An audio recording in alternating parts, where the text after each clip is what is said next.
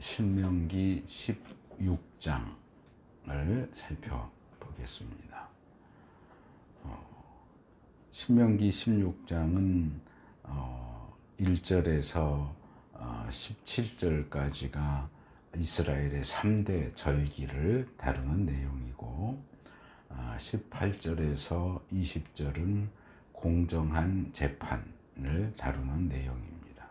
그 뒤에 21절과 22절 두 절이 더 있기는 한데 이 두 절은 이어지는 17장 내용과 주제가 연결되기 때문에 17장하고 함께 살펴보고 오늘은 3대 절기에 대한 내용과 공정한 재판에 대한 내용 두 가지를 살펴보도록 하겠습니다. 이스라엘의 여러 절기가 있지만 그 중에서도 이 세 가지 절기, 이것을 3대 절기, 5대 제사, 3대 절기 이렇게 보통 부르는데 이 3대 절기 때에는 이스라엘의 모든 성인 남자들은 하나님 앞에 중앙성소로 나오라고 명령을 합니다.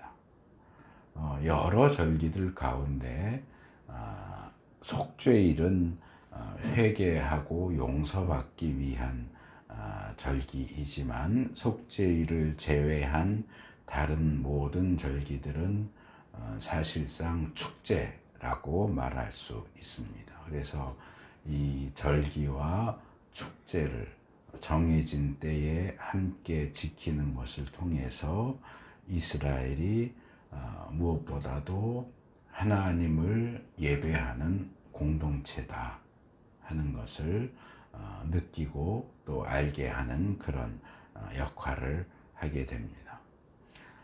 3대 절기 첫 번째 부분은 1절에서 8절에 나오는 유월절입니다.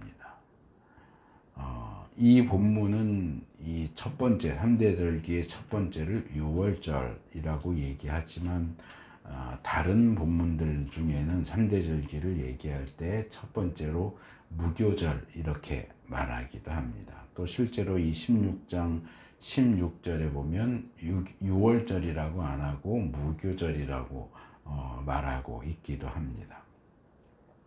엄밀하게 따지면 유월절은 우리의 말하자면 1월 정도에 해당되는 아비월 또는 니산월이라고 하는 달의 14일 저녁에만 지키는 절기가 유월절이고 무교절은 유월절 다음 날부터 7일 동안 지키는 절기입니다. 그래서 유월절과 무교절은 서로 구별되는 다른 절기이지만 사실은 이 출애굽 상황과 관련되어서 맞물려서 지켜지는 절기고 이 절기의 어떤 의미나 지키는 방법 이런 것들이 아주 밀접하게 연결되어 있기 때문에 보통은 유월절과 무교절을 하나의 묶음으로 자세히 들어가면 구별은 되지만 그냥 묶어서 그냥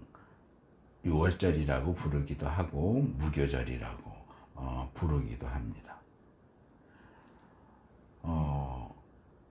본문에 나오는 이 3대 절기 첫 번째 유월절 그리고 무교절에 대한 말씀은 우리가 이전에 출애굽기나 레위기나 민수기에서도 이 절기와 관련된 내용들을 거의 책마다 살펴봤었는데 이 앞에 나온 그 절기에 대한 규례하고 이제 광야 생활을 총정리하는 신명기에 나오는 절기에 대한 규례를 비교해 보면 살짝 차이가 납니다.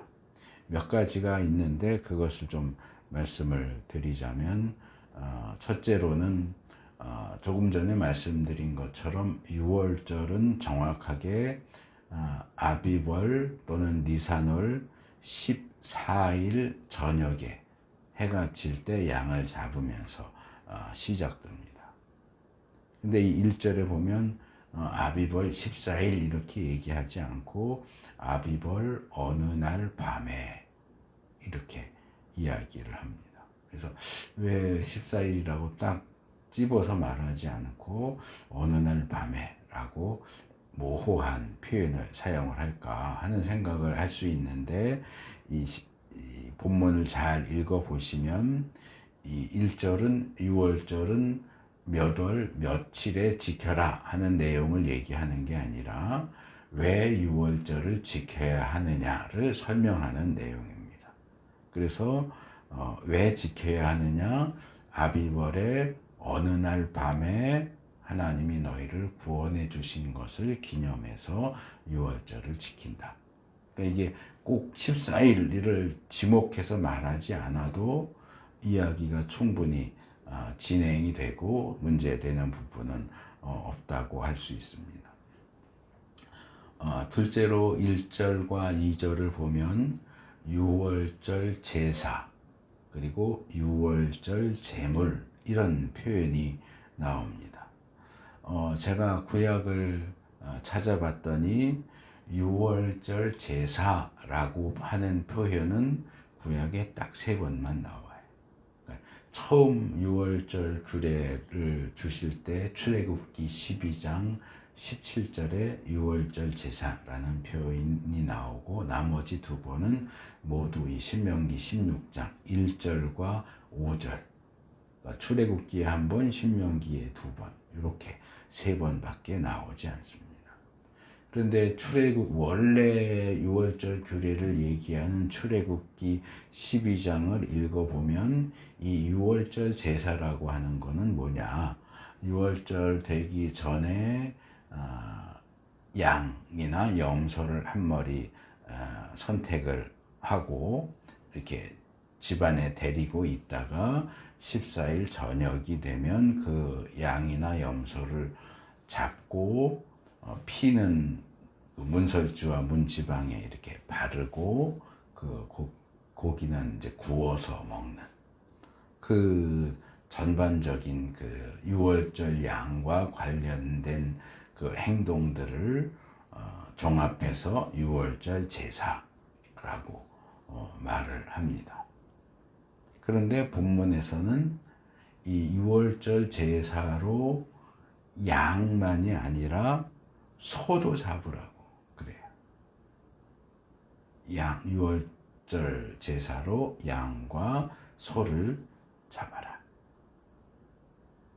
그래서 이 양과 소를 잡아서 드리는 6월절 제사는 출애굽기 12장에서 얘기했던 어떤 6월절 의식하고는 조금 다른 번제, 소제 이런 것처럼 절기 때 드리는 이 제물을 제단에 바치는 정식 제사를 가리키는 것처럼 보인다는 거죠. 용어는 똑같지만 내용, 드려지는 제물이 차이가 나기 때문에 이건 어떻게 되는 걸까 하는 생각이 드는데 3절을 보면 누룩을 넣은 빵을 이 제물과 함께 먹으면 안 됩니다. 이렇게 얘기하는 걸로 봐서는 이 6월절에 양과 소를 잡는 것은 출애굽기 12장에서 양이나 염소를 잡아서 피 뿌리고 그리고 고기를 구워 먹는 것과 똑같은 방식으로 이 고기를 먹는, 그러니까 출애굽기와 이 신명기에서 말하는 6월절 제사는 사실은 같은 것이다 이렇게 말할 수 있습니다. 그런데 그렇게 보면 문제가 되는 게 나와요. 그게 뭐냐 하면 6월절 고기를 먹을 때는 그것을 삶아 먹거나 다른 방법으로 먹으면 안 되고 반드시 불에 구워서 먹도록 되어 있습니다. 그래서 그날 저녁에 불에 구워서 먹고 다음 날, 그러니까 무교절 첫날까지 그 고기가 남으면 안 돼요. 근데 가족들이 모여서 양 한 마리를 먹는데 먹어도 이거 배불러서 너무 배불러서 못 먹겠는데 하고 고기가 남을 수도 있잖아요. 그럼 어떻게 하느냐? 다음 날까지 고기가 남으면 그 고기는 다 불에 태워버려라. 예전 개역은 소화하라 이렇게 돼 있어요. 그러니까 먹은 걸 소화시켜라 그 얘기가 아니고 불로 태워라를 이제 한문 표현으로 소화하라 그랬는데 다 태워서 남는 것이 없게 해야 됩니다. 그래서 이 유월절 고기는 다음 날까지 남으면 안 되기 때문에 어떤 명령이 함께 주어지느냐 하면 요 출애굽기 12장 4절에 보면 가족 수를 계산을 해요. 가족마다 이 구성원 수가 다를 수 있잖아요. 그래서 양 한 마리를 저녁 식사 한 끼에 먹는 거니까 한 끼에 다 먹어치우지 못할 정도로 그 가족의 숫자가 적으면 옆집에 가족 수가 많은 집에서 식구를 빌려와라. 그래서 그 6월절 양을 먹는 사람의 숫자를 어느 정도는 맞춰라. 그러니까 원래는 우리 가족끼리만 저녁 식사를 6월절 양을 먹어야 되는데 우리 가족이 뭐 예를 들어서 부부하고 아이 하나 3명밖에 없어. 근데 3명이서 한 마리를 다 먹어치우기가 너무 힘들다. 그러면은 옆집에서 뭐 옆집은 뭐 예를 들어서 가족이 8명이다. 그러면 그 집에서 한 3명 정도 빌려오든지 2명을 빌려오든지 그렇게 해서 가능하면 그날 저녁에 그 6월절 양 한 마리를 다 먹어라. 남는 것이 없도록 다 먹어라. 그래도 남으면 불에 태워라. 그래서 이게 이 6월절 고기를 남기는 것은 잘못된 행동으로 정죄하고 있습니다. 그래서 6월절 고기를 그날 저녁에 다 먹는 것은 굉장히 중요한 부분으로 명령이 되고 있는데 문제는 이 신명기는 6월절 양만 잡는 게 아니라 6월절 소도 잡으라고 그래요. 한 가족이 양 한 마리로 한 끼 식사로 다 먹어치우기가 힘든데 소를 잡으면 그거는 100% 남아요. 고기가 남을 수밖에 없어요. 그럼 왜 소를 잡으라고 하는 걸까? 아무리 작은 소를 잡아도 어쨌든 기본 등치가 다르잖아요. 나오는 고기 근수가 다르잖아요. 양 한 마리 한 끼에 먹는 거하고 소 한 마리를 한 끼에 먹는 거 이거는 사실상 거의 불가능한 일이에요. 그렇다면 왜 소까지 잡으라고 할까? 그래서 이 두 본문을 자세히 비교하면 출애굽기의 규례와 신명기 규례가 뭐가 어떻게 다른지가 분명하게 드러납니다. 그건 뭐냐 하면 출애굽기가 제시하는 6월절은 어떻게 지킵니까? 누가 어떻게 지킵니까? 포괄적으로 말하면 이스라엘 백성들이 지키죠. 근데 6월절을 지키는 단위가 뭐라고 그랬어요? 가족이요. 한 가족이 자기의 집에서 6월절을 지켜요. 그러니까 6월절 양을 잡으면 그 양을 그날 저녁 식사로 다 먹어치우는 것은 그 집에 속한 가족들이에요. 근데 신명기에서는 6월절을 어디서 지키느냐? 가정 단위로, 가족 단위로 집에서 지키지 않아요. 어디에서 지켜요? 이 6월절 양과 소를 어디서 잡으라고 그래요? 하나님 앞에서, 중앙 성소에서 잡으라고 그래요. 그러니까 이집트에서 노예 생활을 할 때는 6월절을 지키기 위해서 이스라엘 백성들이 말하자면 대규모 집회를 모이기가 힘들어요. 그러니까 각 가정에서 지켰어요. 그런데 이제 신명기는 뭘 항상 전제로 한다고요? 이제 가나안 땅에 들어가서 살게 되는 상황을 항상 전제로 해요.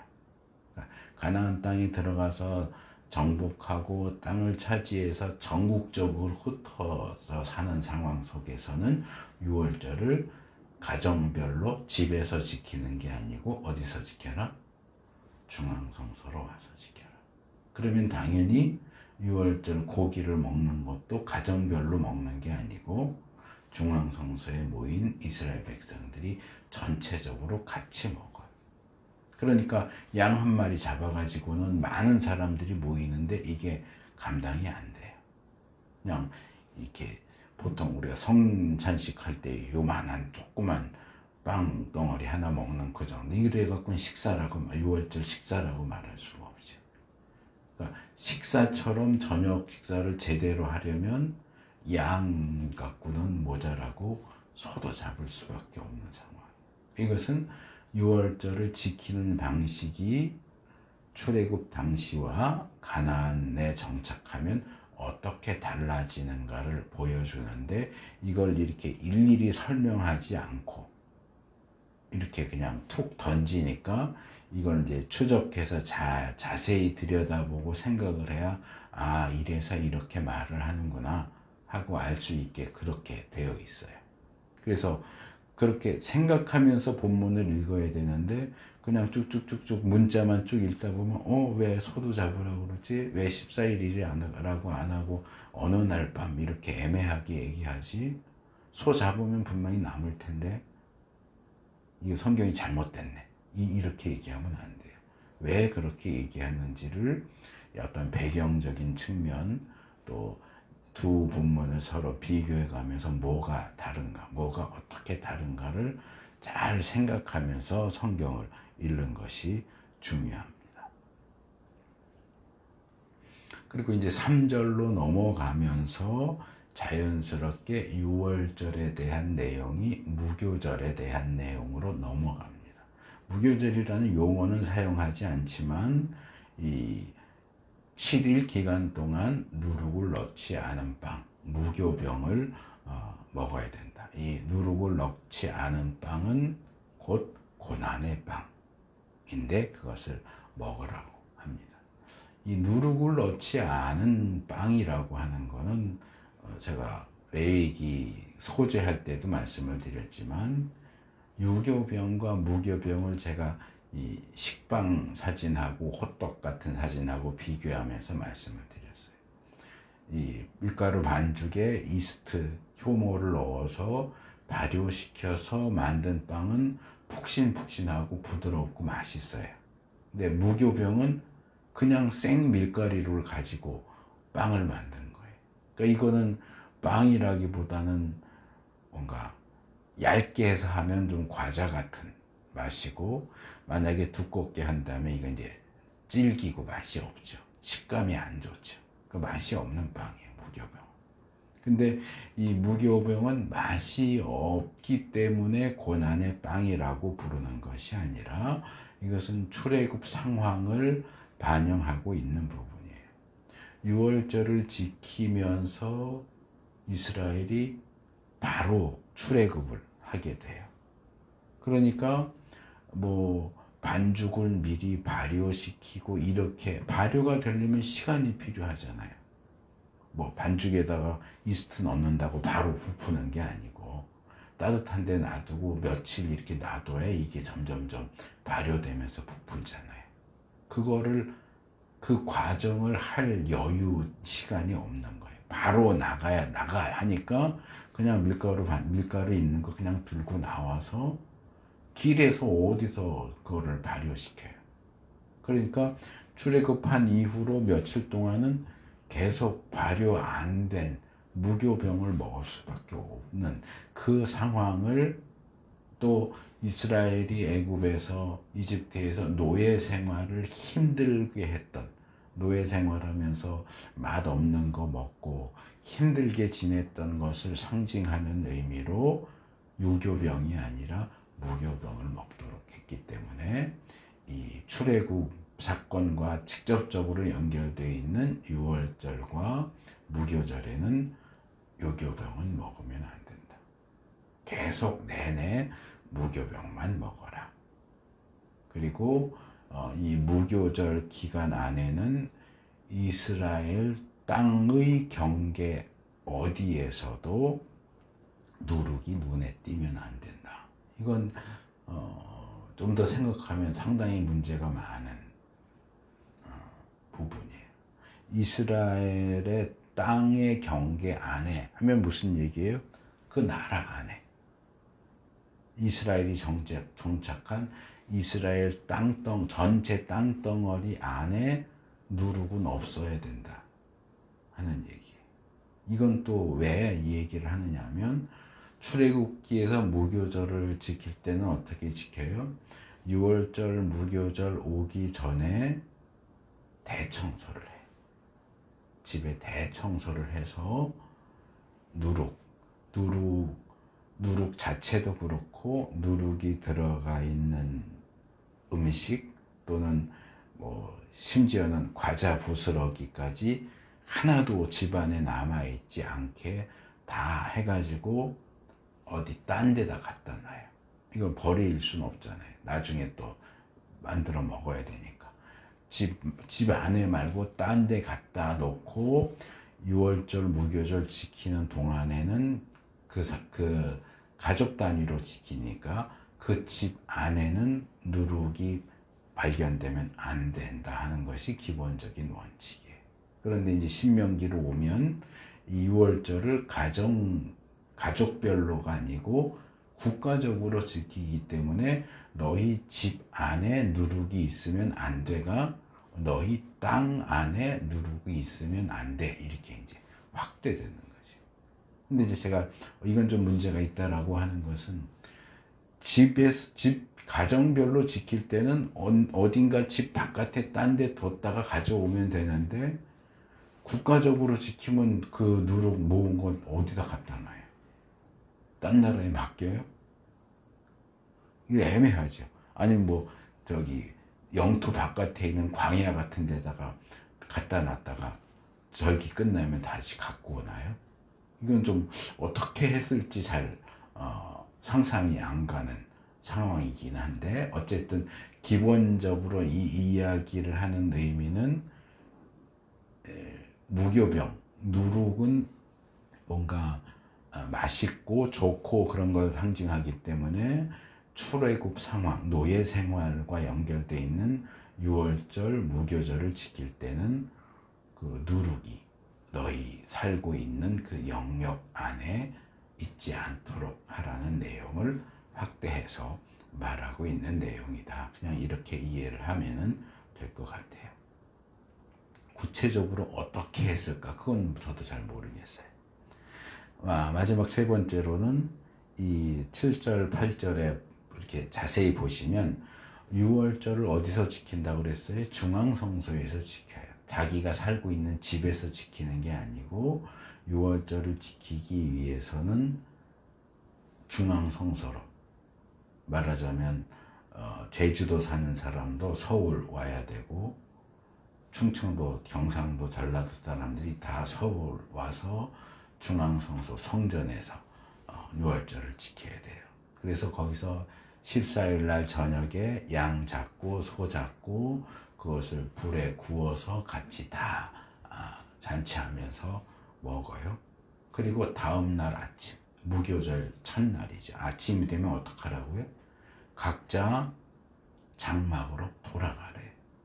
그러면 제주도에서 온 사람은 서울 와서 하루 저녁 식사하고 다음 날 되면 다시 제주도로 내려가야 돼요. 근데 6일 동안 무교절을 지키면 마지막 7일째 되는 날에는 다시 성회로 모이래요. 그러면 6월절 지키려고 제주도에서 서울 가서 저녁 식사하고 다음날 다시 제주도 왔다가 일주일이 있으면 또 서울을 또 가야 돼요. 이게 어렵잖아요.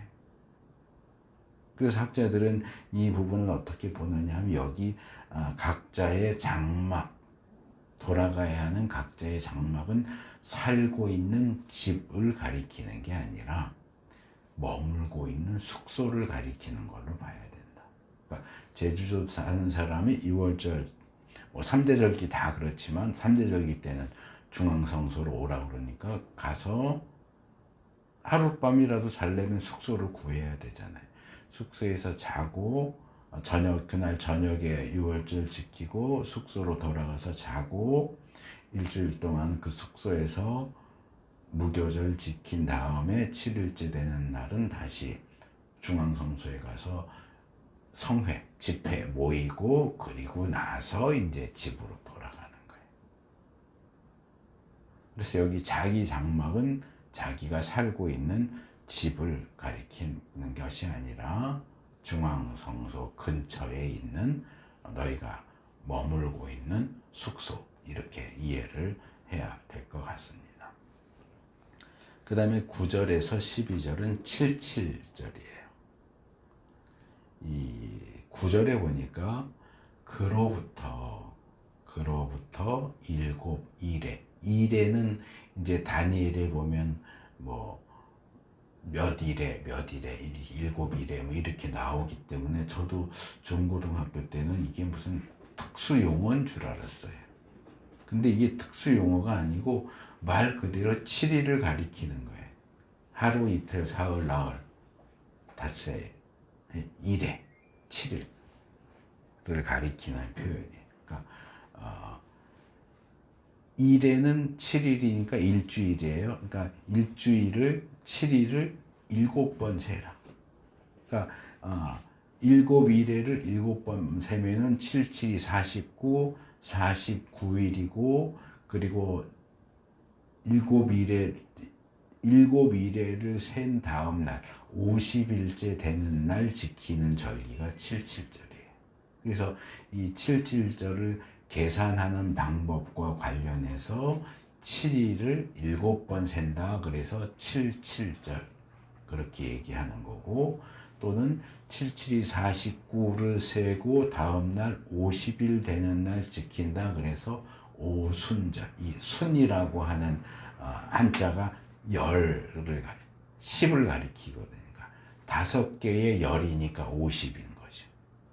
50일째 되는 날 지킨 50일을 강조하면 오순절이고 77이 49를 강조하면 77절 이렇게 부르는 겁니다. 근데 여기 본문에는 그로부터 7일을 세는데, 그리고 또 설명을 한 번 더 해요. 밭에 있는 곡식의 낫을 대는 첫날부터 시작하여 7일을 세라 그랬어요. 근데 그로부터가, 이 그로부터는 그 날로부터 이렇게 하면 어느 날일까요? 6월절일까요? 무교절 첫날일까요? 무교절 마지막 날일까요? 애매해요. 근데 그 뒤에서 설명을 다시 하죠. 밭에 있는 곡식의 낫을 대는 첫날. 그래서 이 49일을 계산하는 거는 맞는데 49일의 첫째 날을 어느 날부터 계산하냐? 6월절부터 계산하느냐? 무교절 첫날부터 계산하느냐? 마지막 날부터 계산하느냐? 아니면 중간에 어느 날부터 계산하느냐가 애매해요. 그리고 밭에 있는 곡식의 낫을 대는 첫날, 그러면 이거는 이제 밭에 있는 곡식을 수확하는 날이잖아요. 그러니까 이것은 이제 보통 초실절, 첫 열매를 수확하는 것을 기념하는 절기라고 해서 초실절 그래요. 근데 이게 사실은 좀 자세히 들어가면 복잡해요. 그래서 제가 어제 우리가 출애굽기 23장 살피면서 참고했던 김경렬 교수의 유대 달력과 절기들, 그 사진을 제가 보내드렸어요. 거기 이렇게 원반처럼 시계처럼 되어 있는데 보시면 12시에서 1시 사이에 있는 거기를 좀 이렇게 확대해서 보세요.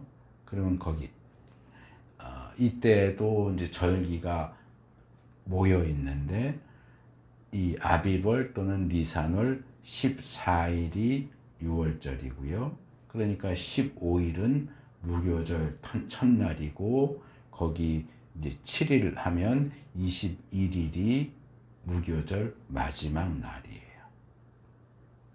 그래서 거기서 두 칸을 더 내려오면 시완월 6일이 77절 또는 오순절이다, 이렇게 되어 있습니다. 근데 거기 표를 자세히 보시면 칠칠절 앞에 또 다른 절기 명칭이 있어요. 뭐라고 되어 있어요?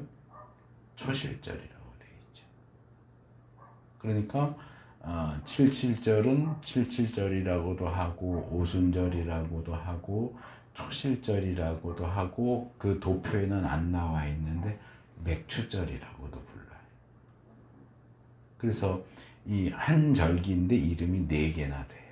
그러니까 어디에 강조점을 두느냐에 따라 이제 부르는 호칭이 달라지는 거죠. 근데 다시 아비벌에 있는 도표를 보시면 14일 6월절, 15일 무교절 첫날, 22일 무교절 마지막 날이고 무교절 중간에 16일이 뭐예요? 거기도 초실절이 있네. 그럼 이스라엘은 초실절이 2개예요? 2개예요. 맞아요. 저도 이제 이번에 설교를 준비하면서 이게 이렇게 돼 있네 하고 처음 알았는데 뭐 인터넷에도 검색하면 요즘에 워낙 이렇게 자료들이 많이 뜨니까 성경 사전에 초실절하고 치면 설명이 뭐에 대한 내용이 나오냐면 칠칠절에 대한 설명이 나와요. 이 초실절은 칠칠절, 오순절, 액추절이라고도 한다. 그러면 아비벌에 있는 초실절은요? 그거는 어디론가 없어져 버렸어요. 그래서 저도 대학에서 신학을 공부하고 하면서도 그 초실절을 몰랐어요. 그런 초실절이 있는지를 몰랐어요. 칠칠절만 알고 있었지. 근데 제가 이제 신대원 졸업하고 뭐 이렇게 원고 작업 이렇게 하면서 처음으로 이게 초실절이란 이 6월절 무교절이 있는 기간에 초실절이라고 하는 절기가 또 있구나 하는 것을 나중에 한참 뒤에 알았어요. 근데 그게 더 헷갈릴 수 있는 게 칠칠절도 초실절이라고, 시완월에 있는 초실절도 초실절이고 아비벌에 있는 초실절도 초실절이에요. 그런데다가 성경 사전을 보면 칠칠절만 초실절로 설명을 하고 아비벌에 있는 초실절은 아예 설명도 안 해요. 그런 게 있는지도 얘기를 안 해요. 왜 이런 혼란이 오게 됐느냐? 절기와 달력을 하다 보면 이제 대부분 뭐라고 이제 목사님들이 가르치냐 하면 이스라엘은 1년에 수학을 2번 한다. 그렇게 가르쳐요. 이제 단순화시켜서 말하면 2번이에요. 그래서 첫째는 주로 곡식을 수확하는 칠칠절. 칠칠절에는 주로 곡식을 수확하고, 2번째는 초막절. 3대 절기 가운데 2개가 칠칠절, 초막절, 6월절, 칠칠절, 초막절. 그러니까 뒤에 2개가 다 수학과 관련된 절기예요. 그래서 곡식을 수확하는 칠칠절, 그 다음에 과일을 수확하는 초막절. 초막절은 주로 과일을 수확한다고. 뭐 포도, 올리브 뭐 이런 거 수확할 때 이제 지키는 절기가 초막절이죠. 근데 더 따지고 들어가면 이스라엘은 수확을 1년에 2번 하는 게 아니고 3번 해요. 대표적으로 곡식, 과일 이렇게 해서 칠칠절, 초막절 이렇게 설명을 하지만 사실은 아비벌에 있는 초실절도 곡식을 수확하는데, 그러니까 아비벌에 있는 초실절에는 뭘 수확하냐면 보리를 수확해요. 그리고 시완월에 있는 초실절, 칠칠절 때는 밀을 수확해요. 그러니까 종목이 다르죠. 둘 다 곡식은 곡식인데. 아비벌에는 보리를 수확하고 시완월에는 밀을 수확하고, 그리고 초막절에는 주로 과일을 수확해요. 그러다 보니까 아비벌 초실절은 보리를 첫 수확하는 절기, 시완월의 초실절, 칠칠절은 미를 첫 수확하는 절기. 그러니까 둘 다 첫 수확이니까 둘 다 초실절 이렇게 부르다 보니까 혼동이 생겨버린 거예요. 근데 이제 이 초기에 이 부분이 잘 정보가 잘 알려져 있지 않다 보니까 77절을 맥추절이라고도 한다고 그랬잖아요. 맥추가 뭐예요? 보리맥의 가을추에, 그러니까 가을의 보리를 추수하는 절기라는 명칭이 맥추절이고, 오늘날 교회들도 맥추감사절, 추수감사절 말고 맥추감사절 이렇게 지키는 곳들도 있죠. 근데 이 맥추절에는 보리를 추수하는 게 아니라 밀을 추수한다고, 77절에. 그러니까 사실은 맥추절이라는 호칭은, 명칭은 아비벌에 있는 초실절, 무교절 기간 중에 있는 그 초실절이 맥추절인 거고, 77절은 맥추절이 아니고 밀을 뭐라 그러나요? 한문으로 모르겠네. 밀을 추수하는 절기예요.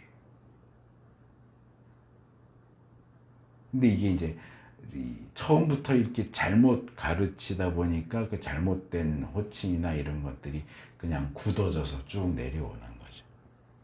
그러니까 사실 맥추절이라고 하는 거는 77절에는 사용하면 안 돼요. 굳이 쓴다면 아비벌에 있는 초실절이 맥추절이다, 이렇게 말해야죠. 이렇게 이 초실절이 두 개이다 보니까 이 하나님 앞에 첫 곡식을 수확해서 하나님 앞에 바친다는 게 보통 첫 이삭 이렇게 하거든요. 이 첫 이삭을 가리키는 용어도 다양해요. 히브리어로 하면 비쿠림이라는 단어도 있고, 아비브라는 단어도 있고, 레시트라는 단어도 있고, 첫 이삭을 가리키는 용어가 3개나 돼요. 물론 이 용어가 그리고 딱딱 뭐 보리, 밀 이렇게 해당되는 건 아니에요. 3개 다 처음 수확한 것이다 하는 그런 의미를 가지고 있어요. 비쿠림은 베코르에서 온 건데, 베코르는 초태생을 가리키는 용어인데 이제 복수형으로 비쿠림 이렇게 하는 거고, 아비브는 덜 여문 곡식을 가리키는 표현이고, 레시트는 로시, 그래서 첫 번째 수확했다 이런 뜻이에요. 어쨌든 이 수확하는 절기도 조금 복잡하고, 첫 수확했을 때 드리는 곡식 제물을 부르는 명칭도 다양하고 좀 복잡하긴 한데, 이 지금 날짜 계산과 관련해서 과연 이 77절을 계산하는 첫날이 어느 날이냐? 초실절이다. 16일. 아비벌 또는 니산월 16일이 77절을 계산하는 첫째, 77절 초실절, 이 초실절을 기준으로 77절의 날짜를 계산한다 하는 겁니다. 이 77절에도 수확을 하잖아요. 그러니까 수확한 것들 예물로 가지고 11조나 이런 거, 초태생 이런 거 이렇게 모아 가지고 77절 되면 중앙성소 앞에 와서 그것을 바치고 잔치하면서 그것을 먹습니다. 근데 이제 우리가 이미 뭐 11조 관련해서도 살펴봤지만, 그냥 이것을 먹는다 이렇게 표현하니까 11조를 먹어? 초태생을 먹어? 그거 하나님께 바치는 거 아닌가? 하나님께 바치고 그걸로 중앙성소 축제하면서 축제 음식으로 사용한다. 그렇게 이해를 하시면 됩니다. 그래서 이런 3대 절기는 일단 가족 단위로 올라가야죠. 성인 남자, 아이들을 데려오고 올라갈 수도 있지만, 가족 단위로 중앙성소에 가서 이제 뭐 같이 전체 공동체가 음식을 먹는다고 해서 막 뒤섞여서 먹지는 않겠죠. 이렇게 모여서 가족 단위로 모여서 먹겠죠. 그래서 당신들과 당신들의 가족뿐만 아니라 종들, 어쨌든 이스라엘 사람이면 자유인이든 종이든 노예이든 성인 남자는 반드시 가야 되니까 종들, 그리고 그 도시 안에 있는 레위 사람들, 가난한 사람, 떠돌이, 고아, 과부 다 초대해서 정말 전국적으로 잔치를 벌이면서 함께 즐거워해라. 그리고 이 77절은 사실은 미를 추수하는 축제지만 12절에 보면 이 축제도 이집트에서 종살이 하던 것을 기억하고 지켜라 이렇게 얘기합니다. 그래서 6월절 무교절도 출애굽과 관련 있는 절기고 이 77절도 출애굽과 관련 있는 절기다라고 얘기를 하는 거예요. 마지막 이제 초막절 3대 절기 세 번째 초막절 13절에서 17절 이 초막절은 타작마당과 포도주 틀에서 소출을 거두어 드릴 때라고 이제 포도주를 딱 지목을 하죠. 그러니까 포도 수확하는 절기예요. 대표적으로 초막절은. 그래서 이 초막절도 무교절처럼 7일 동안 지키는 절기입니다. 대부분의 절기는 그냥 하루 지켜요. 하루 지키지만 무교절과 초막절은 7일 동안 지킵니다. 이 절기 때도 그들 자신과 가족들만이 아니라 종들, 레위인들, 떠돌이들, 고아, 과부들을 초대해서 함께 잔치를 하라고 명령을 합니다. 그리고 15절에 보면 이 초막절을 하나님이 당신들의 모든 소출과 당신들이 손을 댄 모든 일에 복을 주셨기 때문에 즐거워한다, 지킨다.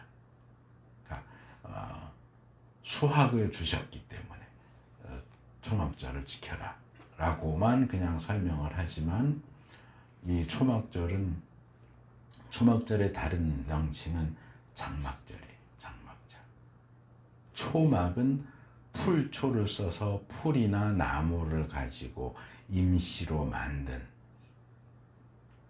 오두막, 원두막 같은 거고 천막, 장막 그러면 이제 이거 텐트, 천으로 된 텐트를 떠올리게 되는데 그러니까 초막절은 주로 추수와 관련된 표현이라고 한다면 장막절은 이스라엘의 광야 생활 40년 동안 출애굽한 이후에 가나안 땅 들어가기 전에 광야를 떠들면서 흙이나 돌로 만든 집이 아니라 텐트, 장막에서 생활을 했던 것을 기념하면서 지키는 절기가 장막절이에요. 그래서 본문에는 이 초막절이 출애굽과 관련이 있다라고 설명하지 않지만 초막절도 출애굽과 관련이 있어요. 그래서 이스라엘이 3대 절기를 지키는 것은 모두 사실은 출애굽을 기억하는 것과 밀접한 관계가 있다. 그래서 개인적으로 또는 민족적으로, 국가적으로 이집트에서의 노예 생활에서 구원받고 제대로 된 하나의 나라와 민족으로 시작할 수 있도록 해준 중요한 사건이 출애굽이죠. 우리나라로 하면 개천절 또는 광복절. 그래서 그것을 매년 시시때때로 절기를 지키는 것을 통해서 기억하라는 하나님이 우리를 구원해 주셨다. 하나님이 우리를 이렇게 하나의 번듯한 나라로 세워주셨다.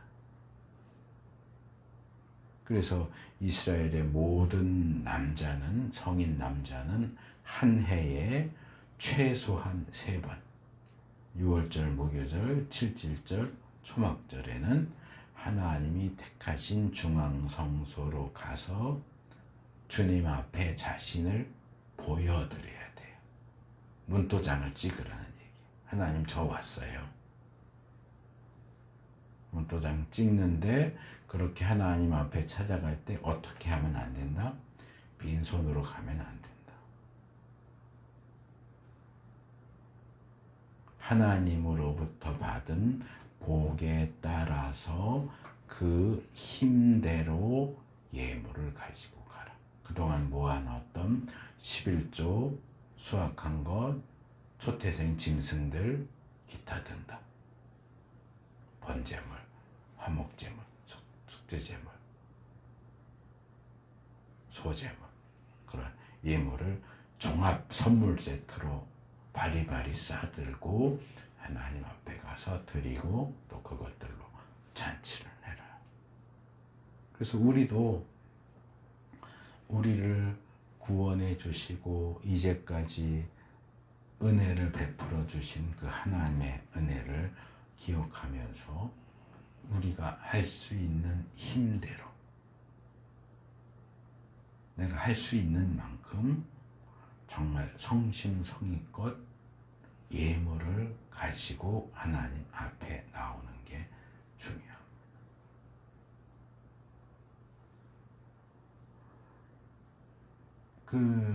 어릴 때 가정교육 잘 받으면 그렇잖아요. 부모님들이 아이들한테 뭐라고 가르쳐요? 선생님이나 윗 어른 찾아갈 때 그냥 찾아가라고 안 하잖아요. 꼭 뭐라도 하나 들고 찾아가라고 그러잖아요.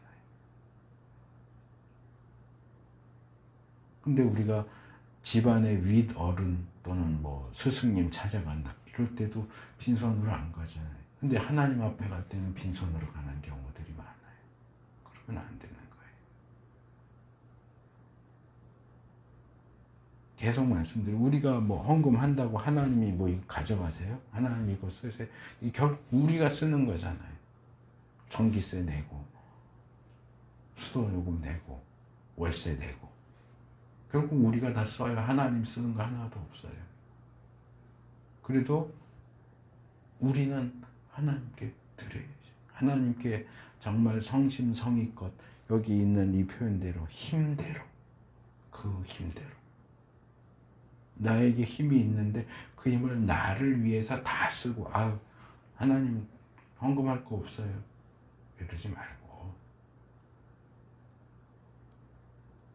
하나님의 은혜를 생각하고 감사함으로 절기 때만이 아니라 사실은 매 주일이 그 주일을 지키는 일이 괴롭고 귀찮은 일이 아니라 정말 감사하는 축제로 주일이 지켜져야 됩니다. 18절에서 20절은 이제 공정한 재판. 앞에서는 절기를 다뤘는데 뒤에 가서는 갑자기 공정한 재판. 15장도 그랬었어요. 전체 한 3분의 2 정도는 다른 내용을 다뤘고 안식년 규례를 안식년에 빚 면제해줘라 노예 해방해줘라 이렇게 얘기하고 끝에 가서 초태생에 대한 얘기를 했잖아요. 이 16장에서도 앞에는 3대 절기 3가지를 얘기했는데 뒤에 가면 또 뜬금없이 공정한 재판을 해라 하는 내용이 나와요. 그래서 제가 15장에서도 그 말씀을 드렸어요. 왜 여기 초태생 규례가 안식년 규례 바로 뒤에 나오느냐.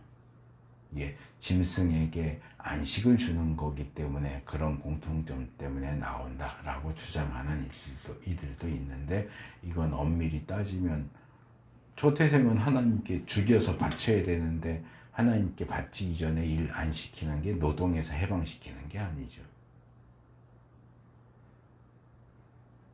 그래서 14장에서 16장 전체 좀 더 보다 큰 문맥에서 보면 예물, 11조, 절기, 안식년, 그 다음에 예물, 초태생, 다시 절기, 3대 절기.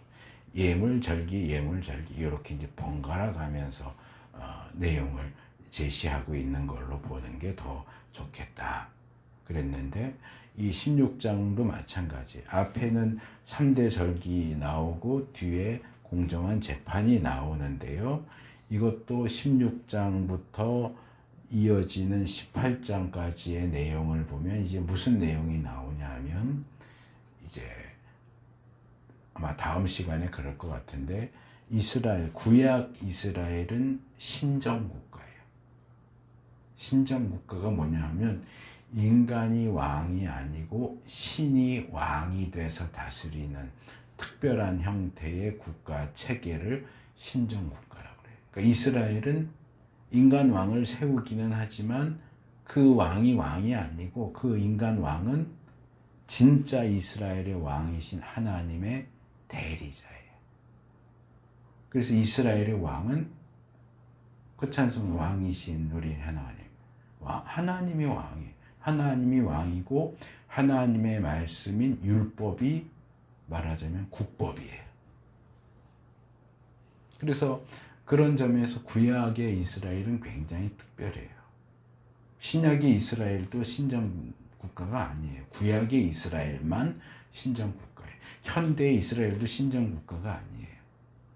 그래서 구약 이스라엘에만 적용되는 신정 국가 체제를 신약의 이스라엘이나 오늘날의 이스라엘에 적용하면 안 돼요. 예를 들어서 구약 이스라엘에서는 우상 숭배자 어떻게 해요? 죽이라고 그랬잖아요. 그럼 오늘날 우리 예수 믿는 사람들이 주위에 예수님 안 믿고 부처 믿고 뭐 알라 믿고 이런 사람 찾아가서 죽여야 돼요? 아니잖아요. 우리나라는 신정 국가가 아니에요. 다 종교가 있는 상황이잖아요. 그래서 사람은 못 죽이니까 밤에 몰래 저기 절간 들어가서 부처상 목 자르고 그래야 돼요? 그거 아니에요. 그러면 안 돼. 그건 범죄예요. 이 사회에서는. 우리 사회는 신정 국가가 아니니까.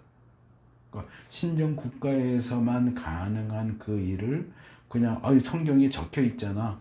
그대로 해야지 하고 오늘날 그것을 하면 그것은 범법 잡혀 들어갈 수밖에 없는 거예요. 괜히 땅 밟기 기도한다고 절간 가서 막 소란 피우고 그러면 안 돼요. 부처가 옳다, 불교가 옳다 그 얘기를 하는 게 아니에요. 서로 존중하고 평화롭게 살 수 있도록 하는 게 필요해요. 불교의 구원이 있다는 얘기가 아니에요. 불교의 구원은 없죠. 근데 왜 가서 부처상 목 따고 그래요? 그건 아니라는 거죠. 그럼 불교도들이 우리 주일날 예배 드리는데 와서 막 소란 피우면 우린 좋겠어요?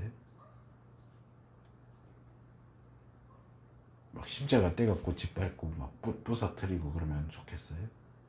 그러면 안 되죠. 서로 질서 평화를 유지하기 위해서 해야 되는데 그 신정국가 체제의 어떤 그런 율법적인 시행사항들을 그런 기준과 구분이 없이 어느 시대에 어디에서나 그냥 다 해야 되는 것처럼 그렇게 하면 안 돼요. 그래서 이 신명기 16장 이후로는 무슨 내용이 나오냐 하면 신정국가 체제인 구약 이스라엘 사회를 유지하기 위한 어떤 직분,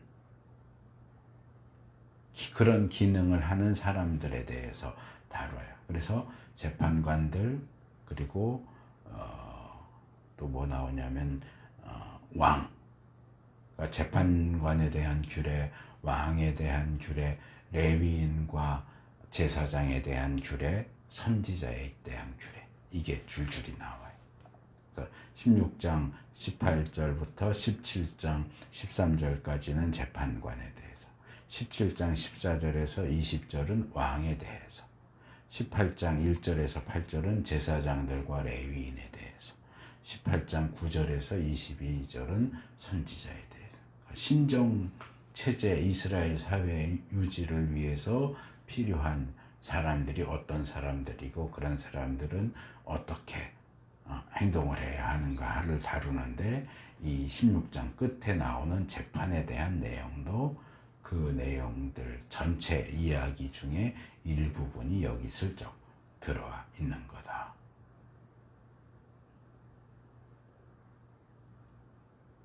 그래서 여기 보면 18절은 모든 성읍에 세워지는 재판관과 지도자. 이것도 중요해요. 재판관만 얘기하는 게 아니고 지도자를 함께 얘기한다는 거. 재판관과 지도자에게, 백성에게 공정한 재판을 하라고 요구합니다. 그래서 이 공정한 재판은 누가 해요? 재판관이 하잖아요. 근데 이 공정한 재판을 하라를 재판관에게만 공정한 재판 해야 돼 라고 말하는 게 아니고 지도자에게도 공정한 재판을 하라고 그래요. 그건 무슨 얘기예요?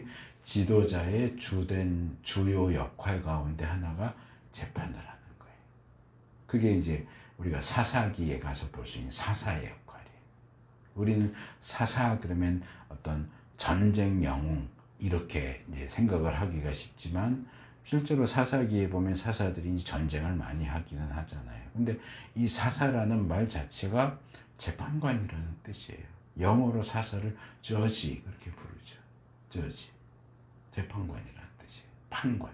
그래서 저기 공동 번역에서는 우리는 사사기 그런데 그 책을 판관기, 재판관들에 대한 이야기 이렇게 제목을 붙여요. 그래서 이 사사들은 평화로울 당시에는 재판관 역할을 하고 나라가 위급할 당시에는 전쟁 영웅과 같은 역할을 하는 사람이 사사들이고요.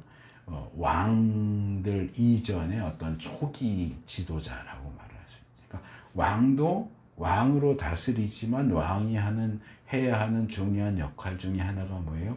재판이에요. 우리가 잘 아는 솔로몬이 재판하잖아요.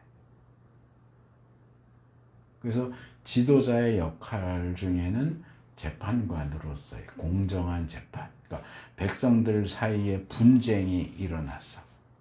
그러면 보통은 재판관 찾아가겠지만 재판관들이 이거는 좀 해결하기 어려운데 그러면 누구한테 간다고요? 왕한테 가는 거예요. 그래서 왕이 공정하게 재판을 해야 돼요. 그래서 이 표현들을 통해서 하나님이 이 땅의 지도자들을, 왕을, 대통령을 또는 장관들을 세워주시는 주요 목적 중에 하나가 뭐라고요? 공의를 세우는 거예요. 공의를 행하도록 지도자를 세우는 거예요. 공의를 행하지 않는 지도자는 지도자 자격이 없어요. 오늘날 이 시대에는 공의보다도 지도자가 대통령이 왕이 얼마나 백성들을 잘 먹고 잘 살게 해주느냐 이쪽에 경제에 더 많이 초점을 맞추기는 하지만 성경은 경제보다도 지도자에게 요구하는 건 공의예요. 공의를 우선적으로 요구해요.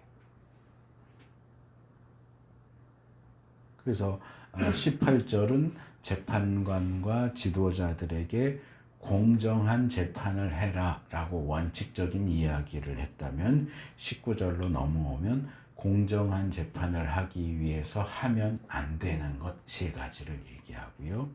20절은 이렇게 명령하는 이유와 이 명령에 순종할 때 얻게 되는 결과를 제시합니다. 그래서 공정한 재판을 하기 위해서 하지 말아야 되는 금지사항 세 가지. 이 세 번역은 단순히 뭐뭐 하면 안 되고 뭐뭐 하면 안 되며 뭐뭐 하면 안 됩니다. 안 됩니다. 이렇게 좀 부드럽게 표현을 했지만 여기 사용된 히브리 단어 로라는 단어인데 안 돼.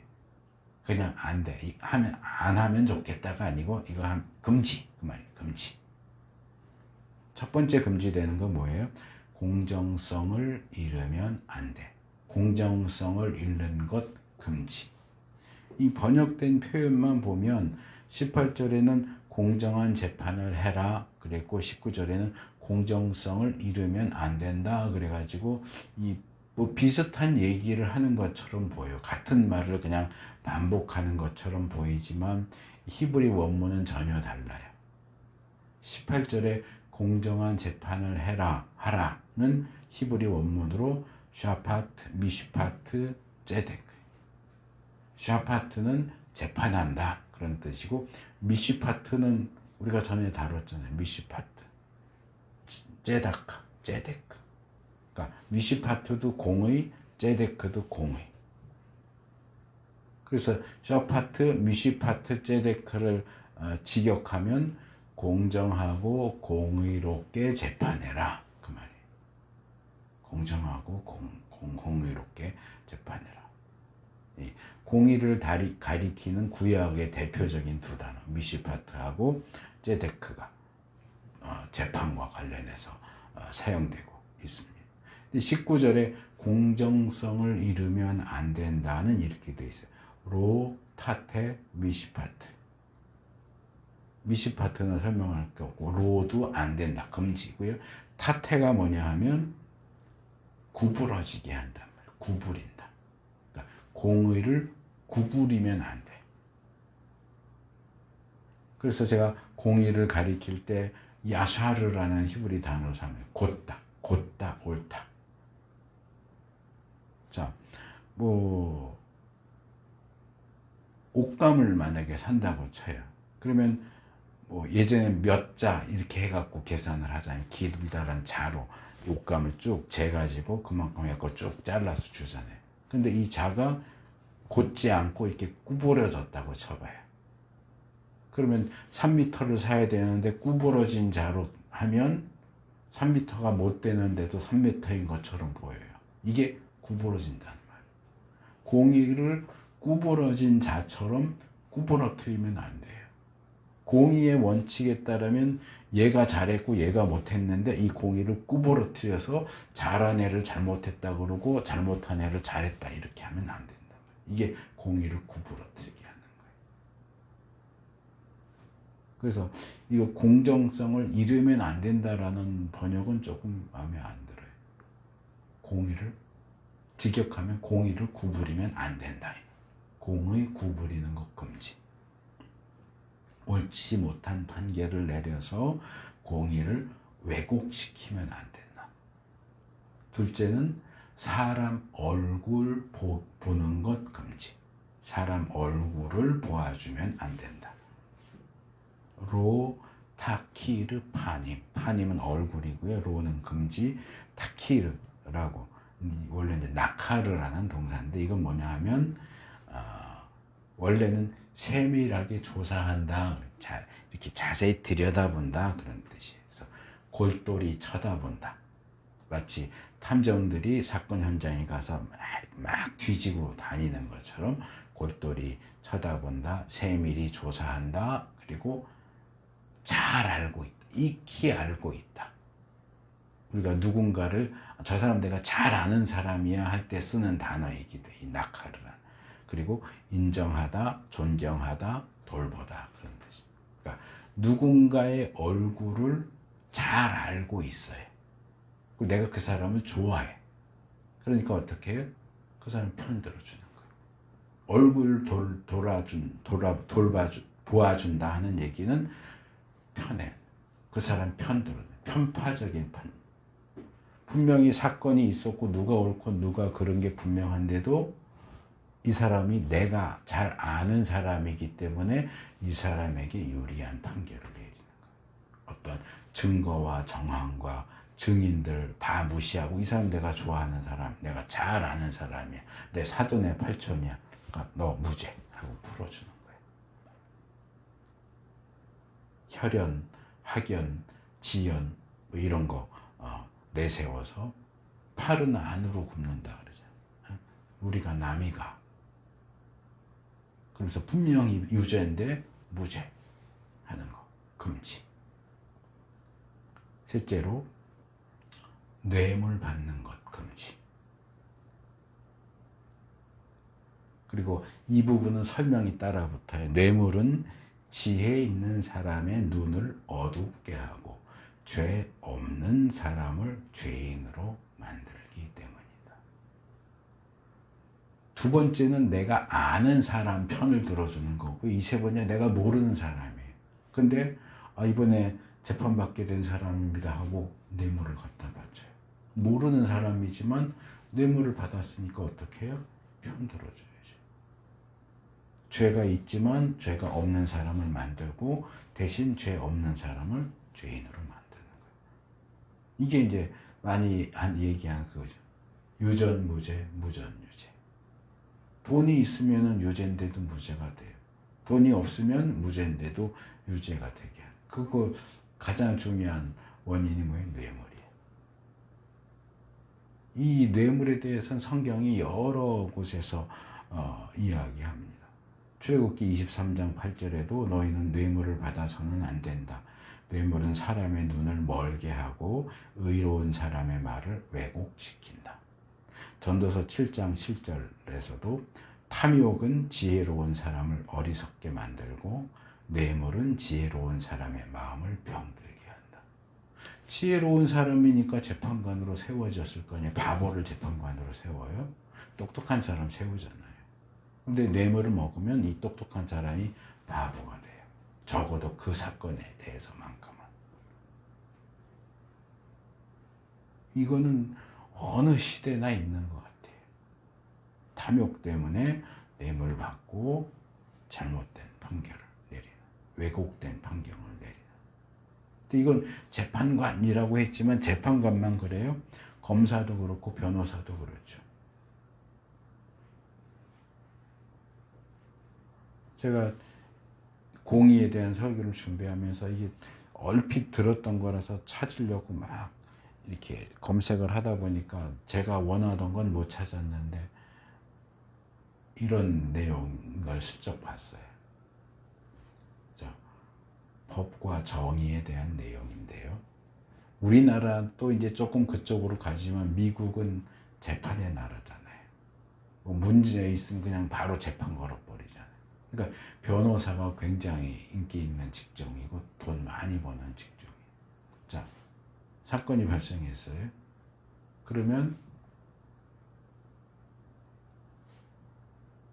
이 사건이 어떤 사건이고 누가 피의자고 누가 피해자고 이게 어떻게 일어났고 증거가 뭐고 그러니까 누가 옳고 누가 그른가. 근데 변호사한테 가면 그런데 뭐가 진실이냐는 밝히는 게 아니고 어떤 것을 진실로 만들어 드릴까요? 그런데 변호사 돈 받고 무죄인 사람을 유죄로 만들어주는 거.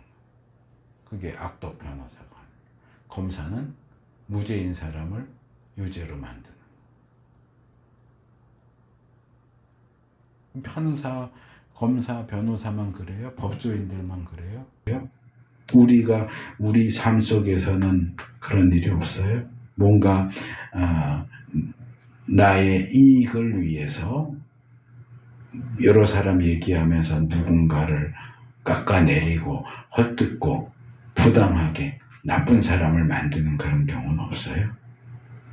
그냥 단순히 내가 기분 나쁘다는 이유로 그 사람을 악당으로 만들지 않아요? 다 여기에 해당되는 거예요. 뭔가 내가 이익을 얻기 위해서 공정하고 공의롭지 못한 어떤 말과 행동을 하는 건 다 여기에 해당합니다. 꼭 법조인과 관련해서만 생각할 문제가 아니라는 거죠. 20절에 보면 당신들은 오직 정의만을 따라야 합니다. 라고 이야기합니다. 제가 이거 히브리 원문을 보면서 야, 이걸 어떻게 번역을 해야 되냐 난감하더라고요. 히브리 원문 뭐라고 되어 있냐면 제데크 티도르프 이렇게 되어 있어요. 티도르프는 이건 이제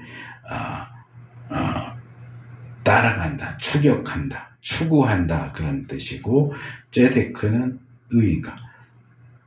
오직 공의만이 아니고 공의 따라가 이렇게 되어 있어요. 그러니까 이제 공의만 따라가 이러면 좀 표현이 그러니까 이제 이 두 개를 묶어서 오직 공의만 이렇게 번역을 한 것 같아요. 근데 이거 제가 볼 때는 오직 공의만 따라라 보다 공의만 따라라 이렇게 하는 게 더 강한 표현인 것 같아요. 근데 이걸 어떻게 정말 표현할 길이 없어요. 이거를 적절하게. 오직 공의. 마치 신병이 툭 건드리면은 관등성명 되듯이 툭 건드리면 공의. 머릿속에 온통 공의를 꽉 차 있어야 된다는 말이에요. 재판관. 목에 칼이 들어와도 공의. 오직 공의.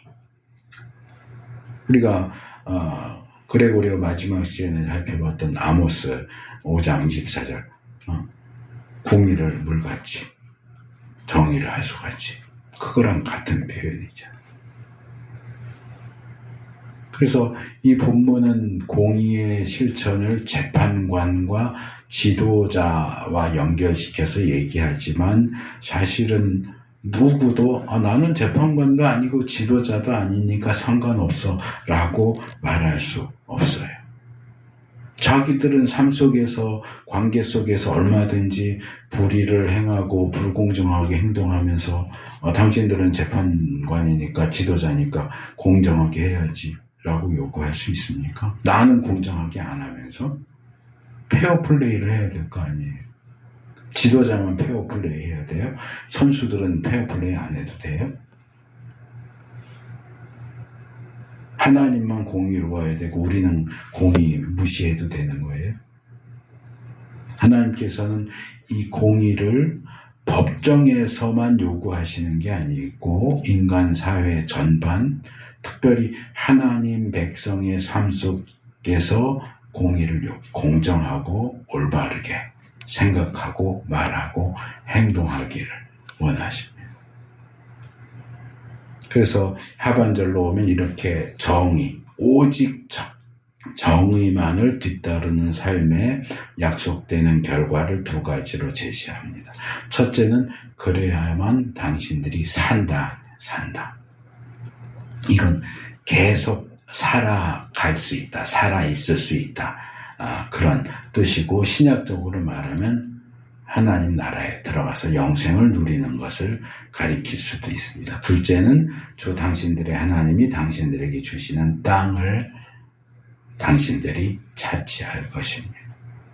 이 부분은 전에도 몇 차례 말씀드렸지만 이스라엘이 약속의 땅에 들어가면 전쟁과 이런 과정을 통해서 결국은 그 땅을 차지합니다. 근데 그 땅을 차지해도 그 땅을 계속해서 차지하면서 그 땅을 통해서 주시는 복을 누리려면 뭐가 필요하다고요?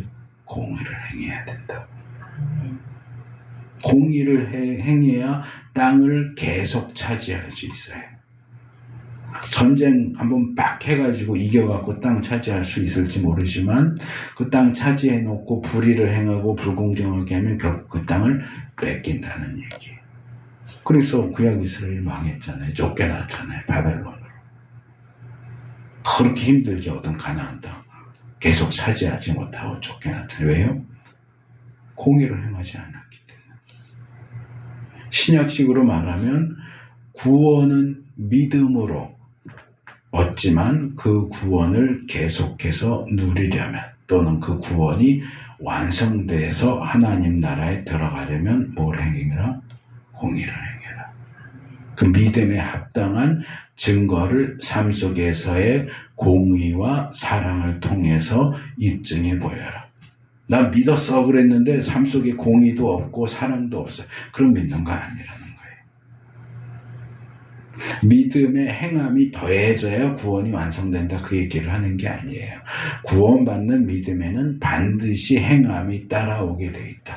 공의와 사랑이라는 행함은 믿음에 반드시 따라오게 되어 있는데 믿는다고 하는데 공의와 사랑을 행하지 않는다면 그 믿음은 애초부터 가짜라는 얘기예요. 거짓 믿음, 죽은 믿음이에요. 자, 레위기 또 민수기를 살펴보면서도 비슷한 경우들이 있었는데 이 신명기 16장도 종교 영역에 해당되는 절기와 어떤 사회윤리적인 영역에 해당되는 공정한 재판을 함께 다룹니다. 이건 영역이 서로 다른데 이건 별개의 문제인데 라고 볼 수 있지만 성경은 기독교 신앙은 종교의 영역과 사회윤리적인 영역을 분리하지 않습니다. 많은 기독교인들이 교회 안에 와서는 교회 생활과 신앙 생활을 열심히 하지만 교회 밖에 나가서 사회에서 가정에서 이웃과의 사이에서는 교회와 신앙하고는 전혀 관계없는 모습으로 불공정하고 불의한 모습으로 삽니다. 바깥에서 아무리 불의하고 불공정하게 행동해도 교회 안에 들어와서 교회 생활, 신앙 생활만 잘하면 하나님이 기뻐할 거라고 생각하는데 아니에요. 하나님은 우리 삶의 영역을 그렇게 신앙의 영역, 일반 생활의 영역 이렇게 구분하지 않으세요. 신앙생활 당연히 잘해야죠. 그러나 사회생활도 잘해야 돼요. 윤리적으로 살아야 돼요. 공의를 행해야 되고 사랑을 행해야 돼요. 신앙생활의 영역이 믿음이라면 사회생활의 영역은 행함이에요. 행함이 없는 믿음은 죽은 믿음이에요. 교회 나와서 기도 열심히 하고 성경 열심히 읽고 봉사 열심히 하면 뭐예요? 밖에 나가서 개판치고 사는데 믿지 않는 사람보다 더 악하게 사는데 그 사람 믿는 사람 아니에요. 하나님의 백성, 구원받은 하나님의 참 백성이라고 말할 수 없어요. 그래서 이런 이분법적인 사고, 종교 신앙의 영역과 사회 윤리의 영역을 분리시키고 전혀 다른 모습으로 살아가는 그것은 그리스도인다운 모습이 아닙니다. 어느 영역에서든지 하나님의 백성다운 모습으로 믿고 행하는 우리 모두가 될 수 있기를 축복합니다.